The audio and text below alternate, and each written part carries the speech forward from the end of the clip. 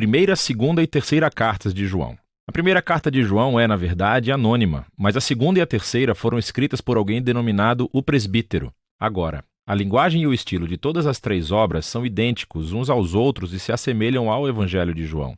Sendo assim, a maioria das pessoas imaginam que todas as três foram escritas pelo discípulo amado por Jesus, que poderia ter sido João, o filho de Zebedeu, poderia ter sido um dos 12 apóstolos, ou poderia ter sido outro João entre os primeiros apóstolos de Jesus, conhecido como João o presbítero. Seja qual tenha sido o João, ele está em idade avançada e supervisiona uma rede de comunidades de igrejas nos lares que possivelmente se encontram ao redor da antiga cidade de Éfeso. A partir das pistas contidas no Evangelho e nessas cartas, parece que essas comunidades eram constituídas principalmente por judeus seguidores de Jesus e que, recentemente, eles tinham passado por uma crise, o que motivou João a escrever essas cartas. Ele menciona que o grupo de pessoas tinha se separado dessas igrejas. Essas pessoas já não reconheciam Jesus como o Messias de Israel ou como o Filho de Deus, e eles estavam instigando hostilidade entre aqueles que permaneceram fiéis às igrejas. Na verdade, esse conflito é abordado na segunda e na terceira carta de João. A segunda carta de João é um aviso para uma igreja no lar específica.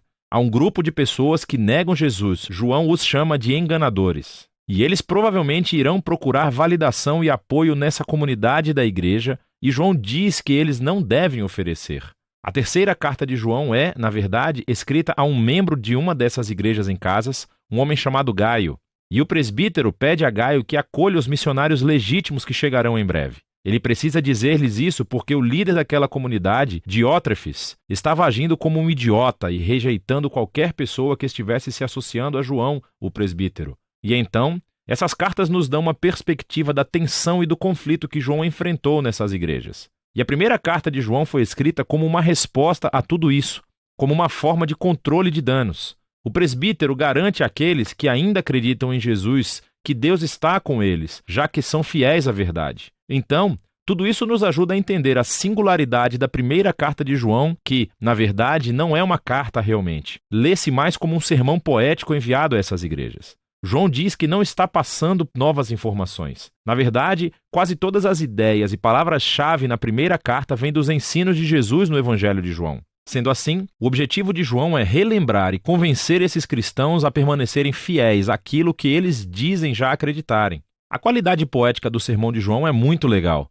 Ele não desenvolve suas ideias de uma maneira linear ou lógica. Em vez disso, ele usa uma técnica muito conhecida da antiga retórica chamada amplificação. João tem apenas algumas ideias essenciais sobre a vida, o amor e a verdade que ele deseja transmitir. E ele vai enfatizar essas ideias repetidamente, apresentando em cada momento um ângulo ou foco diferente. Ele usa muitas hipérboles. Ele usa contrastes bem evidentes como imagens simples sobre luz e trevas, amor e ódio, bem e mal. Mas não se engane com a simplicidade da primeira carta de João. Esse trabalho é muito profundo. A primeira carta de João conta com uma introdução e uma conclusão claras.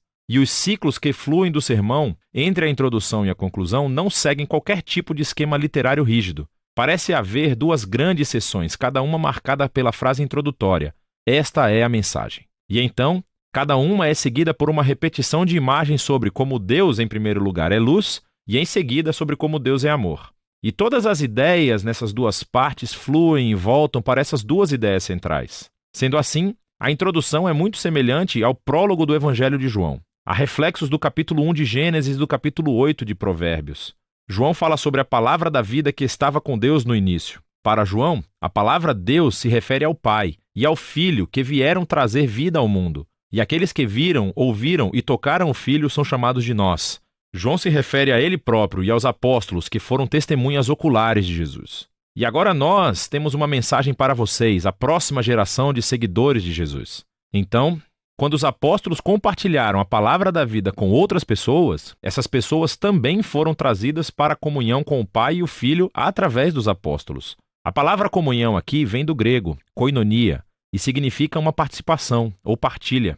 Quando as pessoas ouviram a mensagem de Jesus através dos apóstolos, aquela mensagem trouxe-os para um relacionamento real com Jesus e uma participação verdadeira na vida e no amor de Deus. E em seguida, isso flui direto para a primeira sessão principal. Essa é a mensagem. Deus é luz. E esta é a mensagem dos apóstolos, que o Deus revelado em Jesus é luz. Sendo assim, se as pessoas desejarem participar na vida do próprio Deus por meio de Jesus, elas precisam continuar caminhando na luz. É uma imagem formidável, mas o que significa? Para João, significa manter os mandamentos de Jesus. E isso é difícil. Então, quando você falhar, a morte expiatória de Jesus cobrirá os seus pecados. E mais uma vez, você é chamado a se levantar e obedecer os ensinos de Jesus. Mas qual das suas lições? João lembra as igrejas dos velhos e novos mandamentos transmitidos por Jesus aos seus discípulos na última ceia, que eles amassem uns aos outros como ele os amava. Fazer isso é caminhar na luz. Se a luz de Deus agora brilha por meio de Jesus, então significa que a escuridão do mundo está passando. O que também significa que, neste momento, os filhos de Deus venceram o pecado, o mal e a morte que reina no mundo. E isso levou João a desafiar as igrejas: não ame o mundo, pois ele também está morrendo.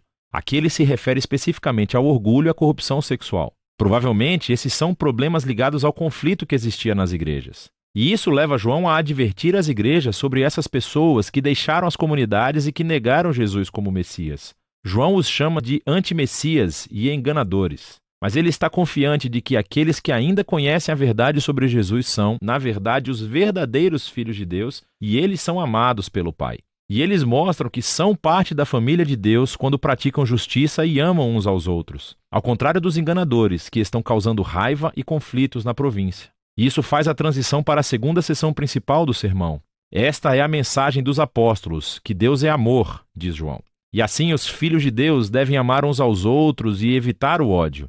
Não sejam como Caim do Gênesis, capítulo 4, diz João. O seu ódio o levou a assassinar o seu irmão. Mas para os cristãos, o amor é definido pela entrega de vida como um sacrifício pelo bem-estar dos outros. E foi isso que Jesus fez. E quando os filhos de Deus confiam no amor de Deus por eles, isso os muda. E então, João avisa-os mais uma vez a respeito dos enganadores. Dessa vez ele os chama de falsos profetas. Quando eles negam que Jesus é o Messias, eles afirmam que estão falando em nome de Deus. Mas João diz que eles devem testar os espíritos. Se alguém diz falar em nome de Deus, mas não focam em Jesus como o Filho crucificado de Deus, eles não estão falando em nome de Deus. Os verdadeiros filhos de Deus centralizam toda a sua vida no Jesus crucificado e ressuscitado, pois é aí onde vemos revelado o verdadeiro coração de Deus. Nós vemos na cruz que Deus é um ser de amor e entrega absoluta.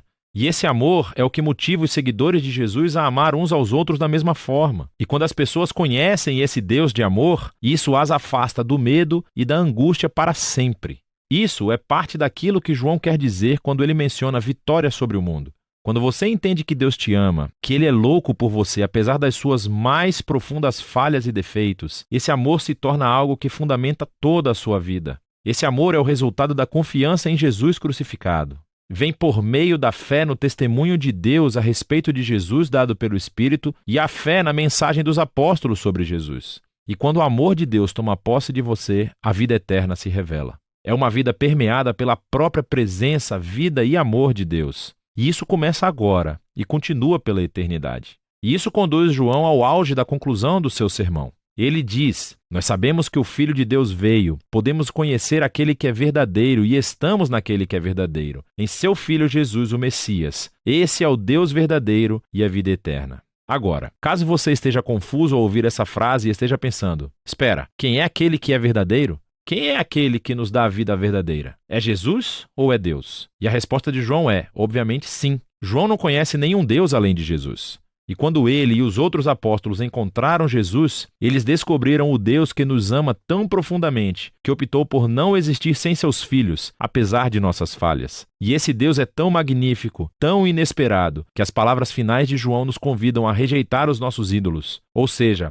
resistir a qualquer tentação de recriar o magnífico Deus à nossa própria imagem. Conhecer Jesus é conhecer o Deus criador da vida e do amor centrado no próximo. Isso, diz João, é o único e verdadeiro Deus. E é disso que se tratam as cartas de João.